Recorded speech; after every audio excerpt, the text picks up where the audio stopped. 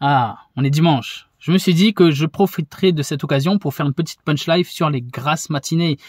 Parce que le dimanche, je suis sûr que vous êtes nombreux et nombreuses à kiffer une petite grasse matinée, voire même tous les week-ends. Sauf que c'est une très mauvaise idée.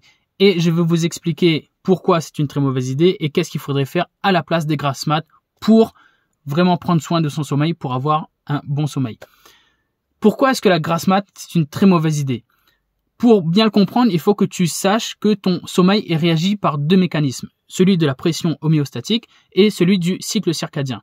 La pression homéostatique, c'est un peu comme une vessie, mais pour ton sommeil. Donc, dès que tu te réveilles le matin, ta vessie du sommeil est vide et elle se remplit au fur et à mesure des activités. Tu te sens de plus en plus fatigué. Tu ressens une pression du sommeil de plus en plus importante jusqu'à ce que tu ailles dormir le soir parce que tu es vraiment très fatigué.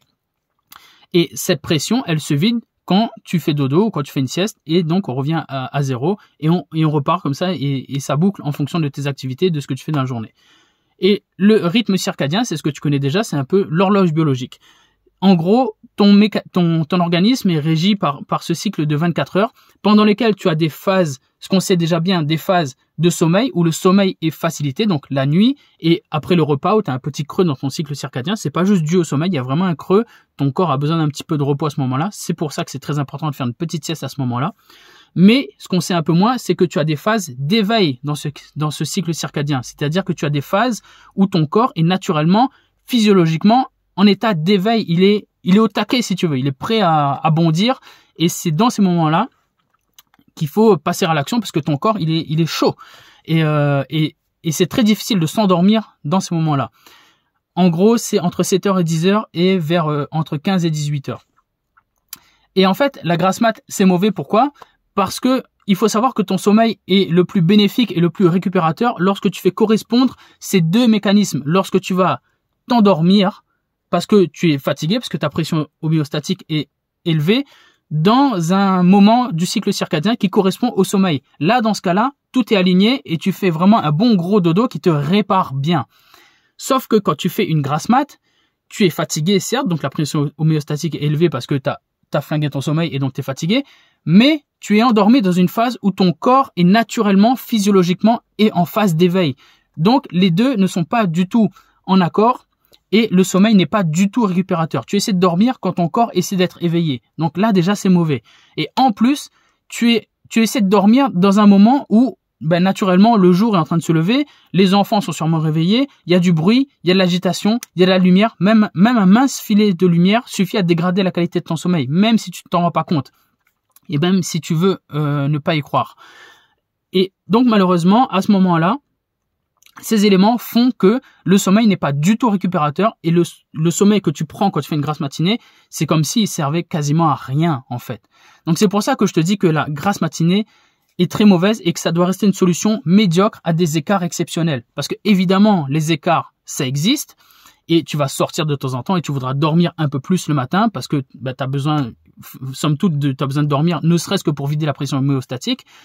Mais c'est pas le top, c'est vraiment pas le top. C'est pour ça que je te dis qu'il faut vraiment pas que tu cherches à vivre ce mode de vie où ok, je vais flinguer mon sommeil toute la semaine, j'ai zéro discipline sur mon sommeil et je vais rattraper le week-end. C'est pas du tout comme ça que ça marche. Déjà rien que dans les maths, ça marche pas.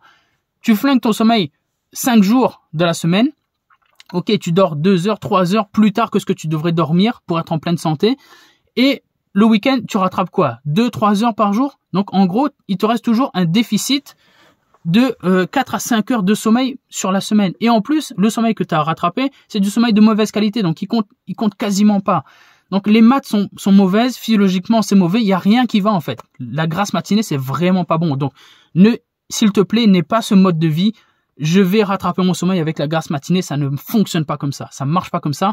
Si tu vis avec ce mode de vie-là, avec cette philosophie-là, tu es en train de flinguer ton sommeil et donc tu es en train de flinguer ta santé. C'est aussi simple que ça. Donc, qu'est-ce qu'il faudrait faire à la place? Est-ce qu'il faut bannir les grasses mat? Je dis oui, 3 fois oui, 5 fois oui, 1000 fois oui. Si tu veux te sentir bien et si tu veux prendre soin de ton sommeil profondément, mets de la discipline dans ta vie encore et toujours. Je sais que je te rabâche la tête avec ça, mais mets de la discipline. Le soir, va dormir quand c'est le moment d'aller dormir. Et c'est quand le moment d'aller dormir?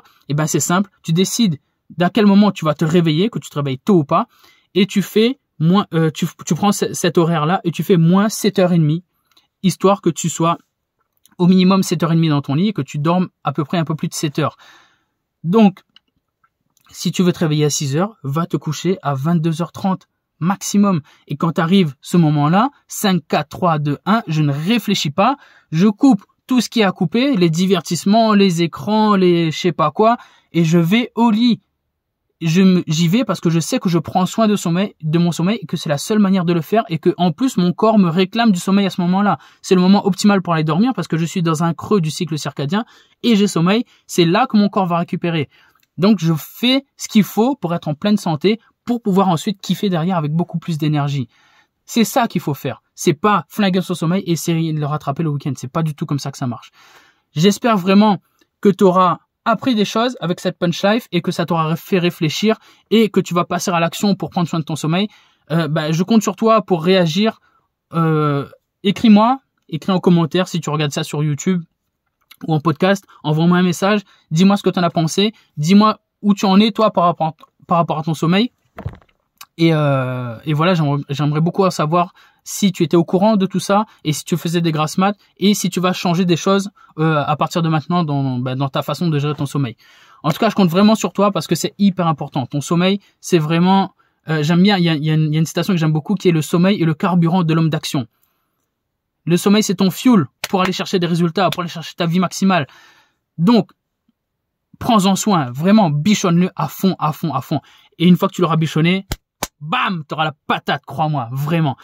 Donc, ensuite, une fois que tu as la patate, tu passes à l'action, tu fais en sorte que toutes les journées comptent, notamment celle-ci. Donc, on avance ensemble et je te dis à bientôt. 3, 2, 1, et bim!